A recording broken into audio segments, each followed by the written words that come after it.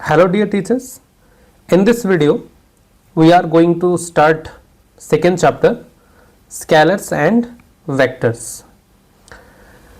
तो first chapter में हम फिजिकल क्वांटिटीज़ के बारे में पढ़े थे, उसका क्लासिफिकेशन भी किए थे और एक बार हम फिजिकल क्वांटिटीज़ को फिर क्लासिफाई करते हैं लेकिन एक दूसरे तरीके से। तो आइए देखते हैं classification of physical quantities। So here we can classify physical quantities in three types। हम इसको तीन टाइप में डिवाइड कर सकते हैं। एक हो जाएगा स्केलर्स, दूसरा हो जाएगा vectors and the third one is tensors. तो scalars, vectors are also tensors and scalars are tensors of rank 0 and vectors are also tensors of rank 1 and the quantities of higher rank are in general we can say tensors। तो scalars जो हम explain कर सकते हैं वो quantities होते हैं जिनका सिर्फ और सिर्फ मैग्नीट्यूड होता है, have only magnitude but no direction, कुछ डायरेक्शन नहीं होता है, कोई स्पेसिफिक डायरेक्शन नहीं होता है। तो यहां पर हम स्केलर्स का एग्जांपल क्या दे सकते हैं, स्केलर क्वांटिटीज का एग्जांपल दे सकते हैं हम स्पीड,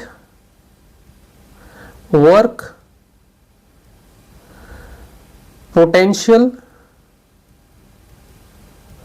फ्लक्स, करंट एटसेट्रा। ये सारे हमारे स्केलर्स के एग्जाम्पल हो जाएंगे। वेक्टर्स के लिए हम क्या लिख सकते हैं, वेक्टर के केस में have both magnitude and direction, लेकिन इसके साथ साथ वेक्टर होने के लिए एक कंडीशन और है जो सेटिस्फाई करना होगा, जो है मस्ट ओबे वेक्टर एडिशन लॉस। जो भी वेक्टर एडिशन लॉस है जो कि हम आगे पढ़ने वाले हैं, उस सारे लॉस को ये क्वांटिटीज का जो एडिशन है वो ओबे करना चाहिए। जैसे ट्राइंगल लॉ हो गया, पैरेललोग्राम लॉ हो गया, ये सबको ओबे करना चाहिए। तो इसका एग्जांपल क्या हो सकता है, इसका एग्जांपल हो सकता है वेलोसिटी, और यहां पर हम आप बोल सकते हैं torque, potential gradient,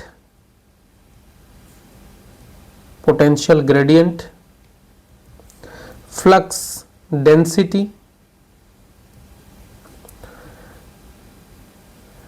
current density, ये सारे हो जाएंगे फैक्टर्स। और ये जो टेंसर है, टेंसर का एग्जांपल हो सकता है stress tensor, moment of inertia tensor. ये जो क्वांटिटीज है इनको ना हम स्केलर बोल सकते हैं ना ही वेक्टर बोल सकते हैं, ठीक है, क्योंकि इनका जो वैल्यू है वो डिफरेंट कॉन्फ़िगरेशन में डिफरेंट वैल्यूज होता है, इसीलिए इनका एक अलग नाम हम दिए हैं tensor, stress tensor, moment of inertia tensor, ऐसे बोल सकते हैं, ठीक है। तो ये हो गया हमारा फिजिकल क्वांटिटीज का क्लासिफिकेशन इन अनदर वे, और हम तीन तरीके से तीन टाइप में डिवाइड किए, स्केलर्स, वेक्टर्स एंड टेंसर्स, ठीक है। आइए नेक्स्ट देखते हैं topic properties of A vector. एक वेक्टर का क्या क्या प्रॉपर्टी हो सकता है। एक है कि अगर if A vector is shifted parallelly then it doesn't change। अगर कोई वेक्टर को हम पैरेलली शिफ्ट करें तो ये चेंज नहीं होता है। जैसे कि मान लीजिए ये कोई एक वेक्टर है, ए वेक्टर, अगर हम इसको ऐसे शिफ्ट करें, ऐसे शिफ्ट किए तो ये पैरेलली ही शिफ्ट हुआ, तो ये फिर से वही ए वेक्टर ही बनेगा। और इसको हम ऐसे शिफ्ट किए, इस तरफ शिफ्ट किए, और ये ऐसे अगर बन रहा है तो ये ए वेक्टर ही होगा। ठीक है। और एक तरीके से देखते हैं, मान लेते हैं कि हमारे पास एक वेक्टर ऐसा है जो कि बी वेक्टर है।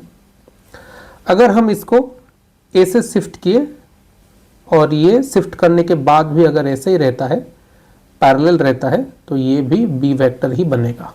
तो ये फर्स्ट प्रॉपर्टी था, if A vector is shifted parallelly then it doesn't change. दूसरा प्रॉपर्टी देखते हैं। दूसरा प्रॉपर्टी है if A vector is rotated through an angle except 360 degree और 2 पाई रेडियन, इट चेंजेस। अगर कोई वेक्टर को हम रोटेट करें, बाय सर्टेन एंगल, और वो एंगल अगर 360 डिग्री या 2 पाई रेडियन नहीं है तो ये चेंज होगा। मतलब मान लीजिए यहां पर कोई एक वेक्टर है और इसको रोटेट किए हम, रोटेट करने के बाद ये मान लीजिए ये एक वेक्टर हो गया, तो इसको हम ए वेक्टर नहीं लिख सकते हैं, ये बी वेक्टर है, क्योंकि ये कुछ एंगल रोटेट हुआ है। लेकिन एक चीज यहां हम ध्यान रख सकते हैं कि ये जो ए वेक्टर का मैग्नीट्यूड है और बी वेक्टर का मैग्नीट्यूड है, ये मैग्नीट्यूड सेम रहेगा, और ये चेंज होने का रीजन है कि ये डायरेक्शन चेंज हुआ है। ठीक है। अगर मान लीजिए कि ये कोई एक वेक्टर है, ए वेक्टर, और इसको हम रोटेट किए, इसको ऐसे रोटेट किए और यहीं पे आ गया वो, तो ये फिर से ए वेक्टर ही बनेगा, क्योंकि यहाँ पे 360 डिग्री रोटेट हुआ है। ओके, तो ये था हमारा सेकेंड प्रॉपर्टी। अब चलते थर्ड प्रॉपर्टी डिस्कस करते हैं। थर्ड प्रॉपर्टी है if frame of reference is rotated, then the vector does not change. But its components change. इसका क्या मतलब है? मान लीजिए हम यहाँ पर कोई एक ऐसा फ्रेम लिए है, एक्स और वाई एक्सिस का कोई एक प्लेन लिए है, और एक यहाँ पर वेक्टर है हमारा ए वेक्टर, और ये एक्स और वाई जो फ्रेम ऑफ रेफरेंस है, उस यहाँ पे ये ए वेक्टर के साथ एक्स एक्सिस मान लीजिए जो एंगल बना रहा है वो थीटा बना रहा है। तो ए का अगर रेजोल्यूशन करें तो इस तरफ एक कंपोनेंट आएगा ए एक्स, जो कि ए कॉस थीटा होगा, और इस तरफ एक कंपोनेंट आएगा जो कि A Y equal to A sine theta होगा। तो ये आगे हम रेजोल्यूशन ऑफ वेक्टर में पढ़ेंगे, तब और अच्छे से समझ में आ जाएगा। लेकिन यहाँ पे ये बोल रहा है कि अगर हम इस एक्स वाई प्लेन को, मतलब इस फ्रेम ऑफ रेफरेंस को अगर हम रोटेट करें, इस फ्रेम ऑफ रेफरेंस को अगर हम रोटेट करें, तो मान लीजिए कि ये जो एक्स एक्सिस था, अब एक्स एक्सिस ये हो गया, एक्स डैश हो गया, और ये वाई एक्सिस हो गया, वाई डैश हो गया। तो ये जो ए वेक्टर है अब एक्स डैश के साथ कितना एंगल बनाएगा? थीटा तो नहीं बनाएगा, कुछ और एंगल बनाएगा, मान लीजिए अल्फा बनाता है। तो अब जो कंपोनेंट आएगा वो कंपोनेंट अलग हो जाएगा। ये A X dash is equal to A cos alpha, और यहाँ पर जो कंपोनेंट आएगा A Y dash equal to A sine alpha. तो यहां पर वेक्टर ए चेंज नहीं हुआ है, लेकिन ये कंपोनेंट्स चेंज हुए हैं। तो लेकिन एक चीज और ध्यान रख सकते हैं हम यहां पे कि ए का मैग्नीट्यूड सेम है, इसीलिए हम लिख सकते हैं ए एक्स का स्क्वायर प्लस ए वाई का square equal to a x dash का square plus a y dash का स्क्वायर। ये फॉर्मूला आगे हम यूज करेंगे क्वेश्चन सॉल्व करने के लिए। ठीक है, तो ये था हमारा प्रॉपर्टीज ऑफ ए वेक्टर। ठीक है, अब चलते हैं नेक्स्ट टॉपिक की तरफ। नेक्स्ट टॉपिक देखते हैं, एंगल बिटवीन टू वेक्टर्स। कैसे हम दो वेक्टर्स के बीच एंगल डिसाइड करते हैं, यह समझना बहुत जरूरी है। एंगल बिटवीन टू वेक्टर्स, तो ये हमारा कोई एक वेक्टर है, मान लीजिए ए वेक्टर हो गया। तो ये वाला जो पॉइंट है इसको हम बोलते हैं टेल, और ये वाला जो पॉइंट है इसको हम बोलते हैं हेड। तो एंगल हम कौन सा लेंगे? एंगल लेंगे हम smaller angle when tail to tail और हेड टू हेड अटैच्ड। जब ये दो vectors tail to tail attach होंगे या हेड टू हेड अटैच होंगे, तब जो स्मॉलर एंगल बनता होगा उसी को हम लेंगे एंगल बिटवीन टू वेक्टर्स। जैसे कि मान लीजिए ये कोई एक वेक्टर है, ये ए वेक्टर, और ये दूसरा हो गया ये बी वेक्टर। तो यहाँ पर ये जो दो वेक्टर्स है वो ऐसे टेल टू टेल अटैच हुए हैं। ये इसका ए का भी टेल है और ये पॉइंट बी का भी टेल है। और यहाँ पर जो एक एंगल बन रहा है, मान लीजिए ये बन रहा है थीटा, तो और एक एंगल इधर बन रहा है 360 माइनस थीटा। तो इसमें से अगर ये थीटा वाला एंगल स्मॉलर है तो एंगल बिटवीन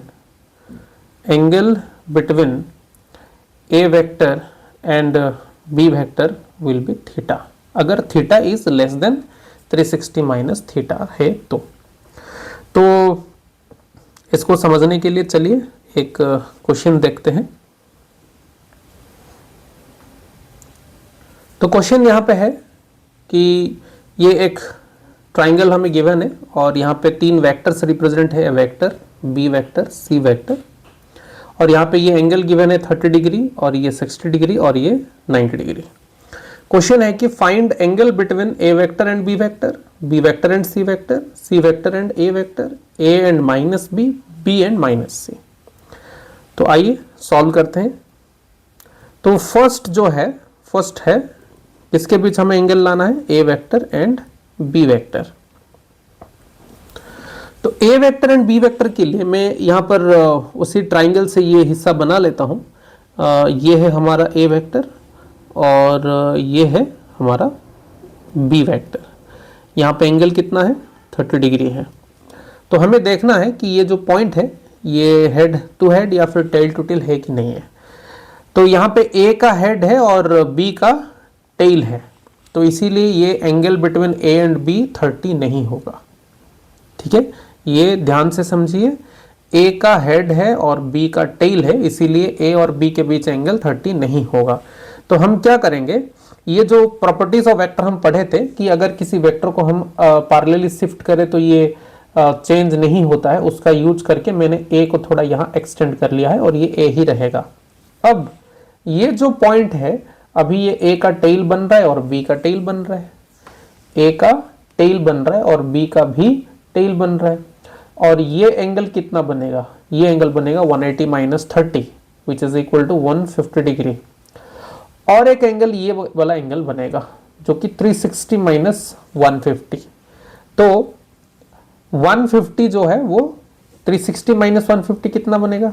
360 माइनस 150 कितना बनेगा? ये बन जाएगा 210 डिग्री। तो 150 is less than 210 degree.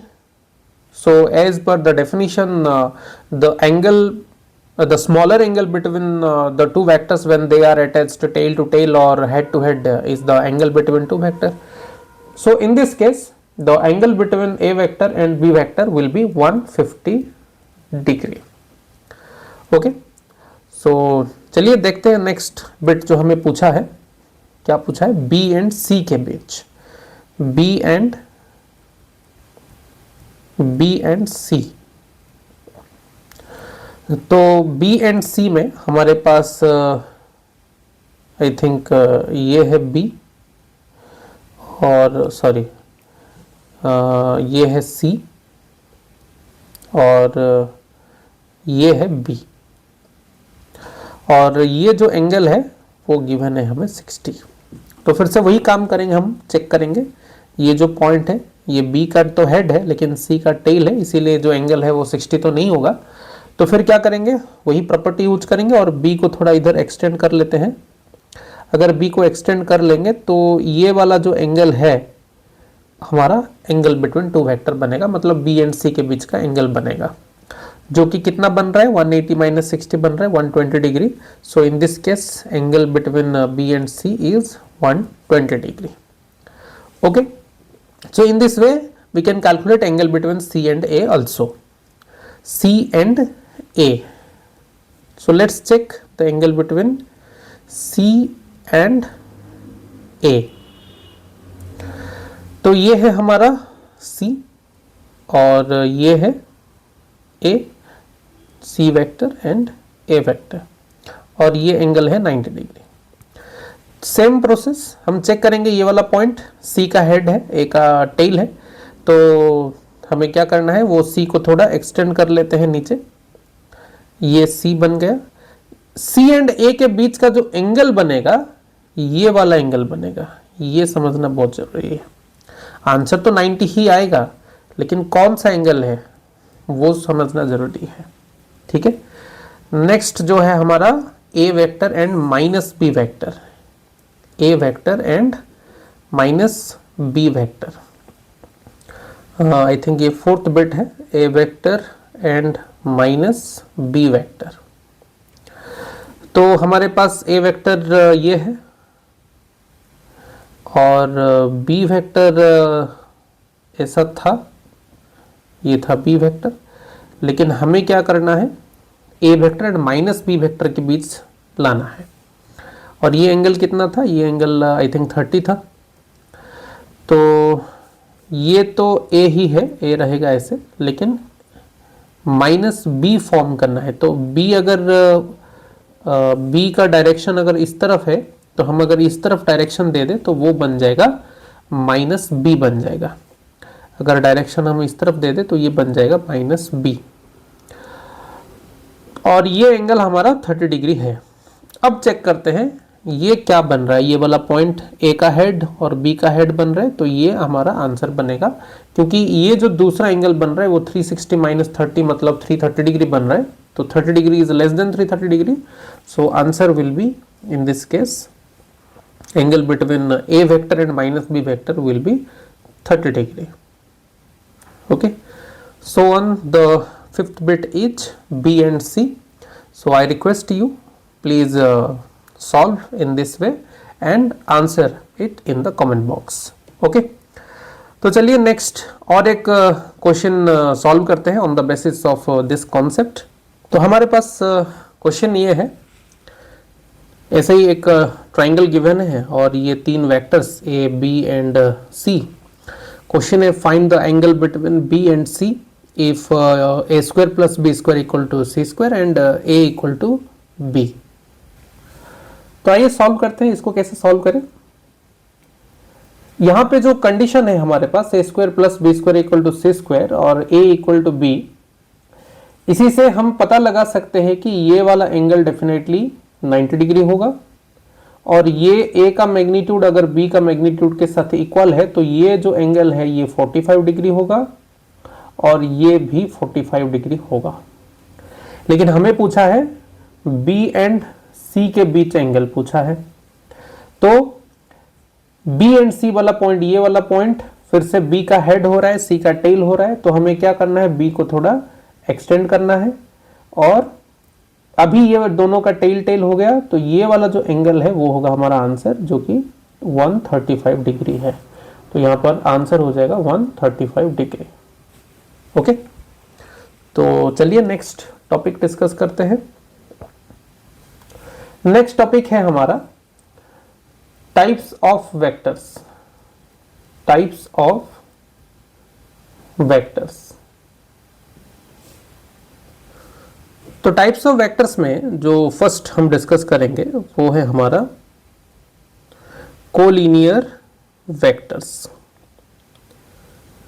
Collinear vectors. Collinear vectors का मतलब है having vectors having same lines of action. Same lines of action. Okay, तो एक ही लाइन में अगर एक ही लाइन ऑफ एक्शन उनका सेम है तो हम बोल सकते हैं कोलिनियर वेक्टर्स। और इसको फिर हम क्लासिफाई करके लिख सकते हैं पैरेलल या फिर लाइक वेक्टर्स। अगर दोनों वेक्टर्स का डायरेक्शन अगर सेम है तो उनको हम पैरेलल या फिर लाइक वेक्टर्स बोल सकते हैं। और दूसरा जो है एंटी पैरेलल या फिर अनलाइक वेक्टर्स। अगर दोनों का डायरेक्शन अलग अलग है तो हम एंटी पैरेलल या फिर अनलाइक वेक्टर्स बोल सकते हैं। एग्जाम्पल के लिए हम लिख सकते हैं, मान लीजिए कोई बॉडी पे 5 न्यूटन फोर्स लग रहा है ड्यू ईस्ट, और एक फोर्स लग रहा है 10 न्यूटन ड्यू ईस्ट ही लग रहा है। तो ये दोनों जो फोर्स हो गया, दोनों वेक्टर्स हो गया, इन दोनों को हम पैरेलल या फिर लाइक वेक्टर्स बोल सकते हैं। अगर इनका एग्जांपल लिखे तो मान लीजिए कोई एक बॉडी है जिस पे फोर्स लग रहा है 20 न्यूटन साउथ लग रहा है, ड्यू साउथ लग रहा है, और 10 न्यूटन लग रहा है नॉर्थ की तरफ, नॉर्थ। तो ये जो दो वेक्टर्स हो गया वो एंटी पैरेलल हो जाएगा या फिर अनलाइक वेक्टर्स हो जाएगा। ठीक है, तो नेक्स्ट टाइप की तरफ चलते हैं। दूसरा जो है वो है हमारा coplanar vector. Coplanar vectors. Coplanar vectors का मतलब होता है जो vectors lying in same plane. अगर कोई एक प्लेन है और उसी प्लेन में अगर ये लाई करते हैं तो इनको हम बोलेंगे कोप्लानर वेक्टर्स। ओके, फिर नेक्स्ट टाइप देखते हैं concurrent vectors. Concurrent vectors. Concurrent vectors का मतलब होता है जो वेक्टर्स या तो एक पॉइंट से ओरिजिनेट हुए हैं या एक ही पॉइंट पे एंड हुए हैं, उनको हम बोलेंगे कनकरेंट वेक्टर्स।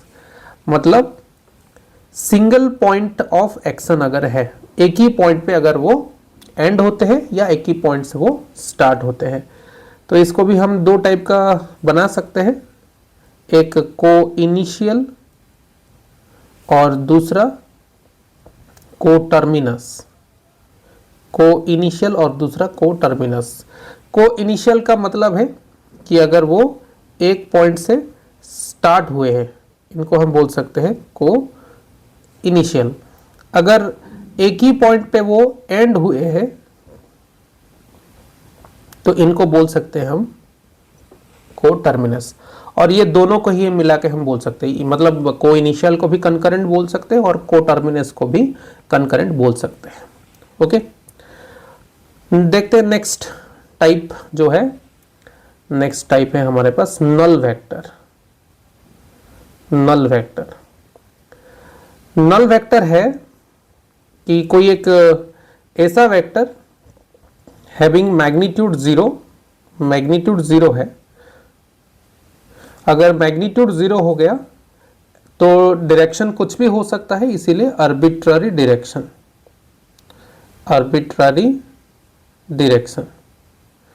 और इसको सिंबलाइज करते हैं हम जीरो वेक्टर। तो मान लीजिए अगर कहीं पे ऐसा हुआ कि हमें लिखना पड़ा ए वेक्टर माइनस ए वेक्टर, और दोनों का डायरेक्शन अगर सेम है, ए वेक्टर और ए वेक्टर, ये जो दो वेक्टर है दोनों का डायरेक्शन अगर सेम है तो हम वहां पे ऐसे रिप्रेजेंट करते हैं जीरो वेक्टर। ठीक है, नेक्स्ट देखते हैं जो कि सबसे इंपॉर्टेंट है, यूनिट वेक्टर। यूनिट वेक्टर, तो यूनिट वेक्टर क्या होता है? कोई एक ऐसा वेक्टर है जिसका जो मैग्नीट्यूड है, मैग्नीट्यूड इज यूनिटी मतलब 1 and direction is that of the original vector. जिसका हम यूनिट वेक्टर निकाल रहे उसका जो डायरेक्शन है वही डायरेक्शन होगा यूनिट वेक्टर। मतलब चलिए एग्जांपल से समझते हैं। जैसे कि अगर हमारे पास 50 न्यूटन नॉर्थ ऐसा कोई एक सिचुएशन है, तो इसको हम लिख सकते हैं 50 मतलब इसका मैग्नीट्यूड इनटू 1 न्यूटन नॉर्थ, ऐसे लिख सकते हैं। ठीक है, तो यहां पर ये जो बना, ये 1 न्यूटन नॉर्थ वाला हिस्सा जो बना, इसका मैग्नीट्यूड कितना हुआ? 1 हुआ। और ये जो डायरेक्शन है यही डायरेक्शन है, तो इसको हम बोल सकते हैं यूनिट वेक्टर। इस हिस्से को बोल सकते हैं यूनिट वेक्टर। तो कोई भी ओरिजिनल वेक्टर इक्वल टू उसी ओरिजिनल वेक्टर का मैग्नीट्यूड, ओरिजिनल वेक्टर का मैग्नीट्यूड मतलब मोड लिखते हैं, इनटू उसी का यूनिट वेक्टर। तो इन जनरल अगर हम कोई एक वेक्टर मान लेते हैं a, तो a vector equal to a vector का मैग्नीट्यूड इनटू यूनिट वेक्टर को a कैप लिखा जाता है, या फिर a हैट भी पढ़ा जाता है, लेकिन a कैप ही हम ज़्यादातर यूज करते हैं। तो इसको a वेक्टर का मैग्नीट्यूड जो है वो a लिख सकते हैं, और ये हो गया a कैप। ठीक है, तो यहाँ पर a कैप को क्या लिख सकते हैं? a कैप को a vector by a vector का मैग्नीट्यूड, और ये जो a कैप लिखे हैं ये है यूनिट वेक्टर ऑफ किसका? a वेक्टर का।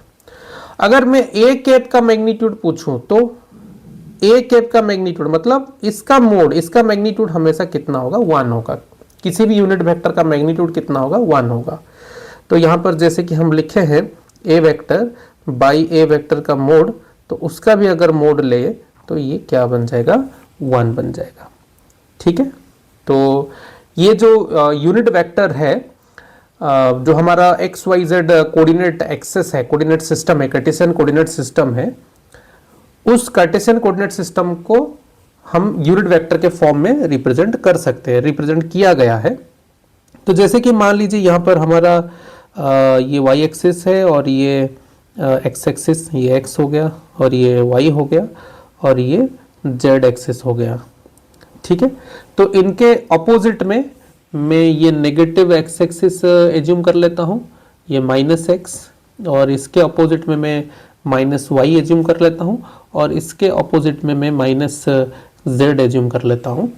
तो अलोंग x एक्सिस जिस यूनिट वेक्टर को रिप्रेजेंट किया गया है वो है i कैप, और अलोंग y एक्सिस एक यूनिट वेक्टर दिया गया है वो है j कैप, और अलोंग z एक्सिस एक यूनिट वेक्टर दिया गया है वो है k cap. So negative x axis में वो हो जाएगा -i कैप, और नेगेटिव y एक्सिस में वो हो जाएगा -j कैप, और नेगेटिव z एक्सिस में वो हो जाएगा -k कैप। ठीक है, तो अगर हम एक एग्जांपल ले, मान लीजिए कोई एक बॉडी का डिस्प्लेसमेंट हो रहा है x एक्सिस में 2 मीटर, तो हम उसको इन द वेक्टर फॉर्म लिख सकते हैं 2i कैप।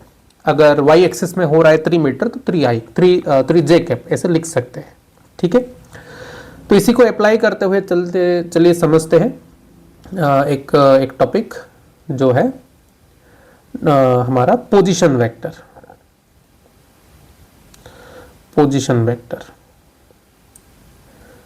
ओके, तो क्या है पोजीशन वेक्टर?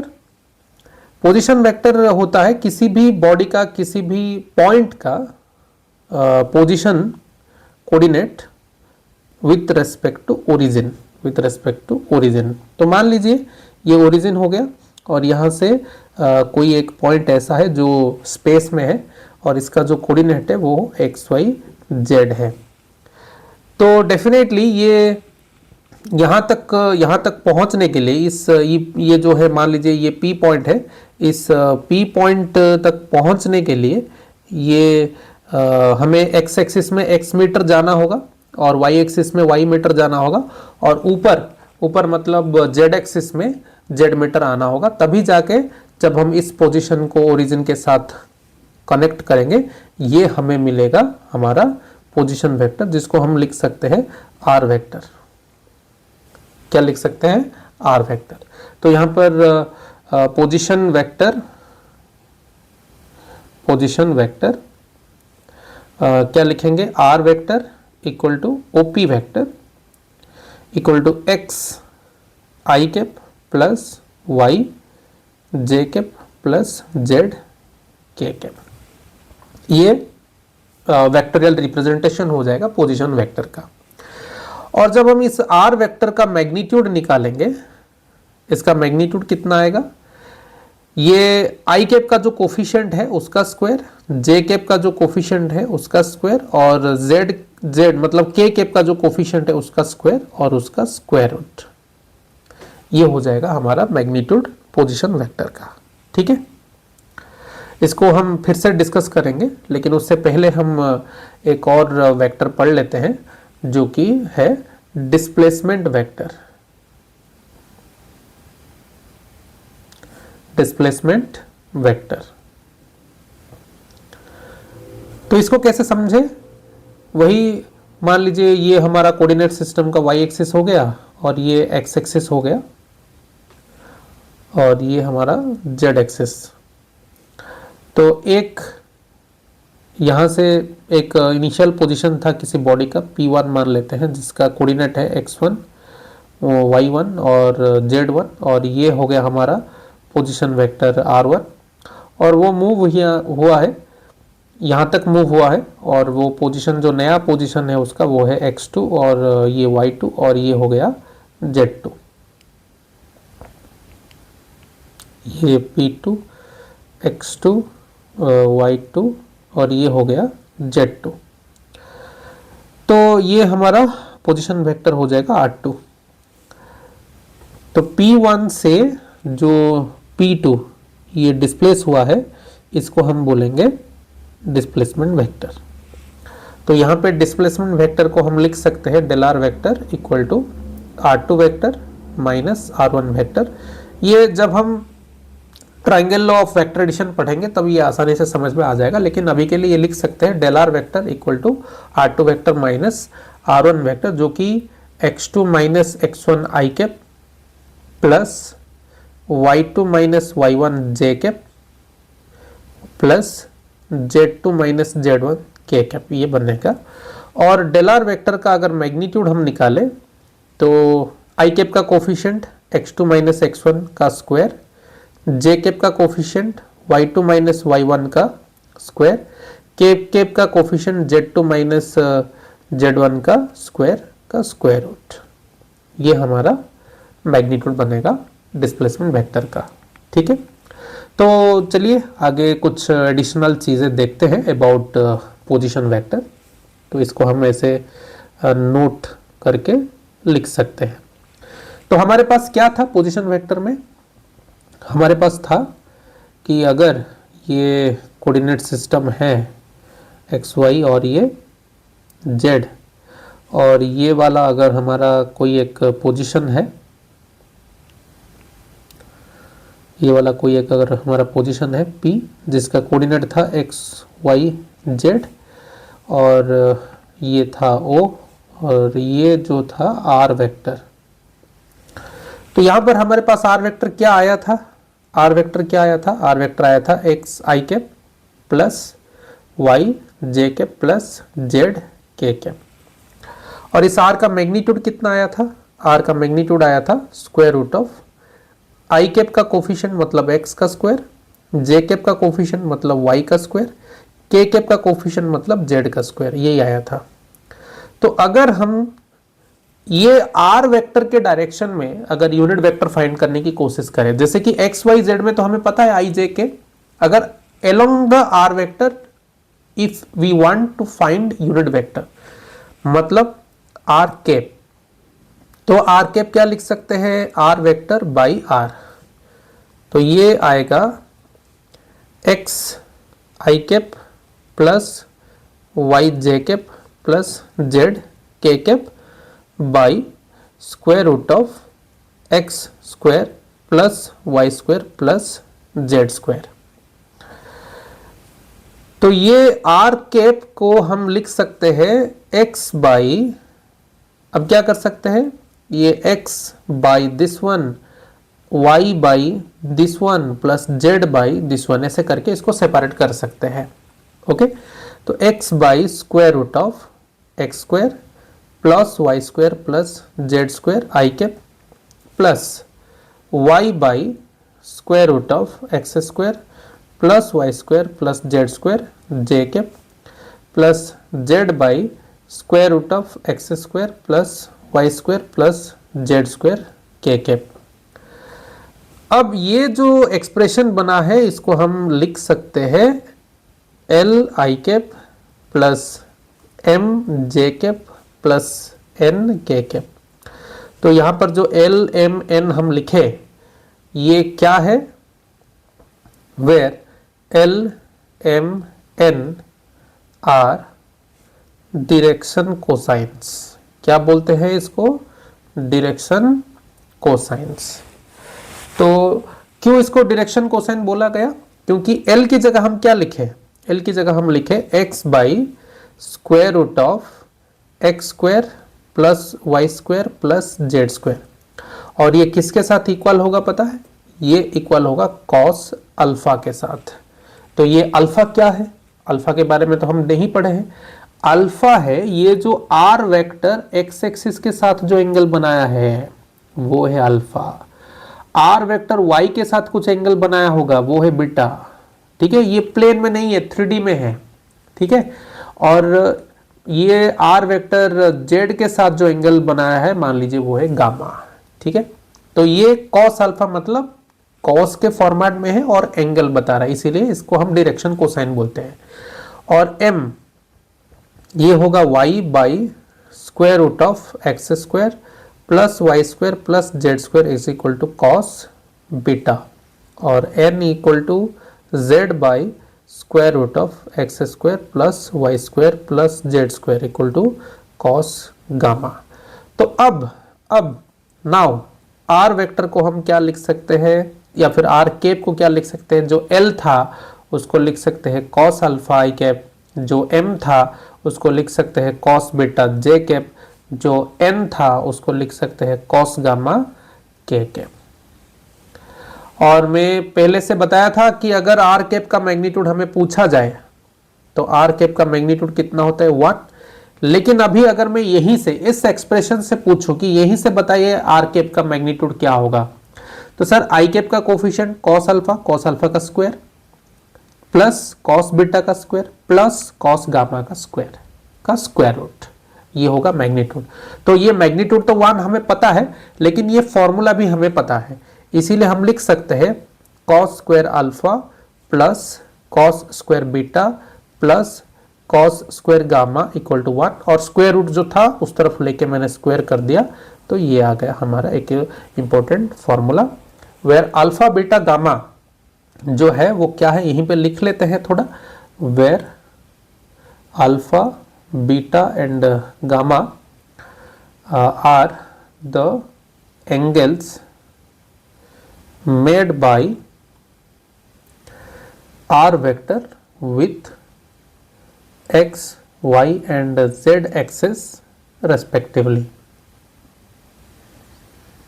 ओके, और अगर यहां से हम cos स्क्वायर अल्फा को लिखे 1 minus sine square alpha plus 1 minus sine square beta plus 1 minus sine square gamma equal to 1, तो ये बनेगा 3 minus sine square alpha plus sine square beta plus sine square gamma equal to 1, और ये हो जाएगा sine square alpha plus sine square beta plus sine square gamma equal to 2।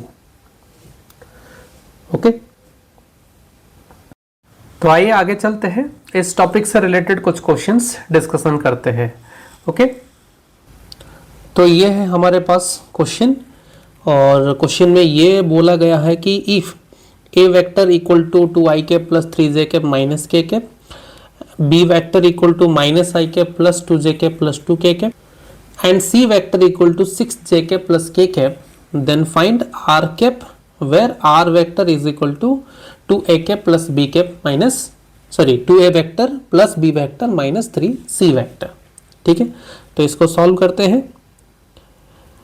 तो पूछा गया है हमें r कैप, तो हम पहले r वेक्टर निकाल लेते हैं। r वेक्टर जो कि क्या दिया गया है, 2a vector plus b vector minus 3c vector. Okay, अब a वेक्टर, b वेक्टर और c वेक्टर का जो वैल्यू है वो पुट कर लेते हैं, जैसे कि 2i cap plus 3j cap minus k cap plus, और b का वैल्यू है minus i cap plus 2j cap plus 2k cap minus 3c vector का जो वैल्यू है 6j cap plus k cap. तो ये r वेक्टर क्या हो गया, 4i cap plus 6j cap minus 2k cap, और ये हो गया minus i cap plus 2j cap plus 2k cap minus 18j cap और माइनस 3k कैप। अब इसको अगर सॉल्व कर ले हम तो क्या हो जाएगा, देखते हैं। ये 4i कैप और माइनस i कैप, और i कैप कहीं पे नहीं है, तो ये आ जाएगा 3i कैप। ओके, फिर ये 6j cap plus 2j cap, okay 8j cap minus 18j cap, तो ये हो जाएगा माइनस 10j कैप। फिर ये minus 2k cap plus 2k cap 0, और ये है माइनस 3k कैप, ये हो जाएगा माइनस 3k कैप। ये हो गया r वेक्टर। हमें चाहिए r कैप। r कैप के लिए हमें r वेक्टर का मैग्नीट्यूड निकालना होगा, जो कि कैसे निकालते हैं हम, i कैप का कोफिशिएंट 3 का स्क्वायर 9, j कैप का कोफिशिएंट माइनस 10 का स्क्वायर 100, k कैप का कोफिशिएंट माइनस 3 का स्क्वायर 9, तो ये हो गया square root of 118। Then r cap is equal to r vector by r vector का मैग्नीट्यूड, तो ये हो जाएगा r वेक्टर कितना है, 3i cap minus 10 j cap minus 3k cap by square root of 118।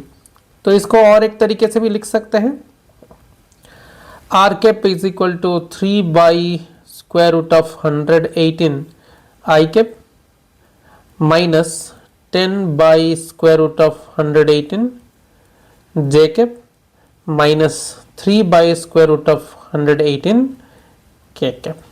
Okay, तो ये हो गया हमारा r कैप का वैल्यू, और ये आ गया आंसर। ठीक है, तो चलते हैं और एक क्वेश्चन डिस्कशन करते हैं।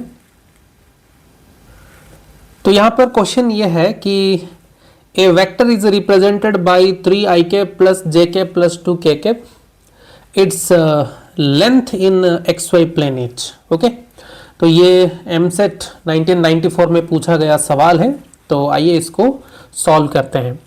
तो इसको सॉल्व करने के लिए पहले हम क्या करते हैं, जो वेक्टर हमें गिवन है वो लिख लेते हैं। क्या गिवन है, 3i cap plus j cap plus 2 cap ये गिवन है, और इसका लेंथ पूछा गया है xy प्लेन में। तो इसीलिए हम क्या करेंगे, ये जो xy प्लेन मतलब ये xy प्लेन ये ही देखेंगे हम, और इसका मैग्नीट्यूड निकालेंगे तो आ जाएगा हमारा लेंथ इन xy प्लेन। तो देखते हैं लेंथ इन xy प्लेन कितना होगा, लेंथ इन xy प्लेन, तो ये 3 का स्क्वायर प्लस j कैप का कोफिशिएंट कितना है 1 का स्क्वायर, तो स्क्वायर रूट, ये हो गया 9 प्लस 1, तो आंसर आ गया स्क्वायर रूट ऑफ 10। ये हो जाएगा हमारा आंसर। अगर यहाँ पे हमें लेंथ इन yz प्लेन पूछा होता तो इसका मैग्नीट्यूड निकालते हम, और लेंथ इन zx प्लेन पूछा होता तो 3i cap plus 2k cap का मैग्नीट्यूड हम निकालते हैं। ठीक है, लेकिन हमें xy प्लेन में पूछा है, इसीलिए हमारा आंसर होगा रूट 10, जो कि ऑप्शन सी है। ठीक है, तो चले और एक क्वेश्चन डिस्कस करते हैं। तो क्वेश्चन यहाँ पे ये पूछा है कि if a unit vector is represented by 0.5 i cap plus 0.8 j cap plus c k cap, then the value of CH। Okay, तो यहाँ पर ये क्या बोला है कि ये क्या है, ये एक यूनिट वेक्टर है और ये CBSE PMT 1999 में पूछा गया सवाल है। ठीक है, इसको सॉल्व करते हैं। तो हमारे पास गिवन जो है वो क्या है, 0.5 i cap plus 0.8 j cap plus ck cap. ये एक यूनिट वेक्टर है। क्या है ये, यूनिट वेक्टर। और यूनिट वेक्टर का जो मैग्नीट्यूड होता है वो 1 होता है। और किसी भी वेक्टर का मैग्नीट्यूड निकालने के लिए हमारे पास तरीका यह है कि i कैप का जो कोफिशिएंट होता है उसका स्क्वायर मतलब 0.5 का स्क्वायर, j कैप का कोफिशिएंट का स्क्वायर 0.8 का स्क्वायर और k कैप का कोफिशिएंट का स्क्वायर c स्क्वायर, उसका स्क्वायर रूट। और इसका जो वैल्यू है वो 1 है, इसीलिए हम बोथ साइड स्क्वायर कर लिए हैं। तो ये ऐसा बन जाएगा। और 0.5 का जो स्क्वायर है वो है 0.25 और 0.8 का स्क्वायर हो जाएगा 0.64 plus c square is equal to 1। तो ये बन जाएगा 0.89 plus c square is equal to 1 और c square is equal to 1 minus 0.89, तो c स्क्वायर इक्वल टू 0.11। और c का जो वैल्यू बनेगा वो बनेगा प्लस और माइनस 0.11। तो ये प्लस और माइनस में तो ऑप्शन नहीं है, लेकिन हमारे पास यहाँ पर ये है आंसर। बी ऑप्शन जो है वो है स्क्वायर रूट ऑफ 0.11, ये आंसर बनेगा। इस क्वेश्चन को और एक तरीके से भी पूछ सकता है कि अगर ये एक यूनिट वेक्टर है तो वो वेक्टर क्या है, ये वेक्टर क्या है, ये पूछ सकता है। तो यहाँ पर वेक्टर अगर क्या है पूछेगा तो दो प्रोबेबिलिटी आ सकता है। एक है 0.5 i cap plus 0.8 j cap plus square root of 0.11 k cap, ये एक वेक्टर हो सकता है। और 0.5 i cap plus 0.8 j cap minus square root of 0.11 k cap, ये भी हो सकता है क्योंकि c का जो वैल्यू है वो प्लस और माइनस स्क्वायर रूट ऑफ 0.11 आया है। ओके, तो चलते हैं और एक क्वेश्चन डिस्कस करते हैं। तो ये है क्वेश्चन में क्या बोला गया है कि the vector must be added to the vector i cap minus 3 j cap plus 2 k cap and 3 i cap plus 6 j cap minus 7 k cap so that the resultant vector is a unit vector along the y axis. तो ये जो दो vector हमें given है इनको add करेंगे और एक कौन सा ऐसा वेक्टर ऐड करने पर इनका जो रिजल्टेंट होगा वो एक यूनिट वेक्टर होगा और अलोंग y एक्सिस होगा। तो along y axis unit vector क्या होता है, j कैप होता है। ठीक है, तो इन दोनों को ऐड करके इनके साथ कौन सा वेक्टर ऐड करेंगे तो j कैप आएगा, ऐसे पूछ रहे हैं। तो हम इन दोनों को ऐड करेंगे, j कैप से इसको माइनस कर देंगे तो आंसर आ सकता है। ठीक है, दूसरा तरीका क्या है, पहले इन दोनों को अगर हम ऐड कर देंगे तो क्या आ जाएगा, ऐड करेंगे तो ये यहाँ पर i cap plus 3 i cap, तो ये बन गया, अगर ऐड करेंगे तो 4 i कैप बन गया। और ये minus 3 j cap plus 6 j cap है तो 3 j कैप हो गया, plus 2 k cap minus 7 k cap है तो माइनस 5 k कैप हो गया। अब ऑप्शन से ही हम चेक कर सकते हैं कि ऐसा कौन सा वेक्टर है जो इनका i कैप और k कैप को कैंसिल कर रहा है और साथ ही साथ j कैप का रिजल्टेंट 1 j कैप बना रहा है। तो यहीं से ऑप्शन दिख रहा है बी ऑप्शन, ये माइनस 4 i कैप है तो 4 i कैप को कैंसिल करेगा, प्लस 5 k कैप है तो माइनस 5 k कैप को कैंसिल करेगा और ये 3 j कैप और ये माइनस 2 j कैप का इसका जो रिजल्ट आएगा वो प्लस j कैप आएगा, जो कि अल्टीमेटली वो यूनिट वेक्टर है अलोंग द y एक्सिस। तो आंसर हमारा बन जाएगा बी। ठीक है, चलिए आगे चलते हैं और एक क्वेश्चन डिस्कस करते हैं। तो क्वेश्चन ये है कि the angle made by vector 6 i cap plus 3 j cap minus 2 k cap with x axis. Okay, ये जो वेक्टर है ये x एक्सिस के साथ कितना एंगल बना है ये पूछा है। तो ये थोड़ा हम याद कर सकते हैं।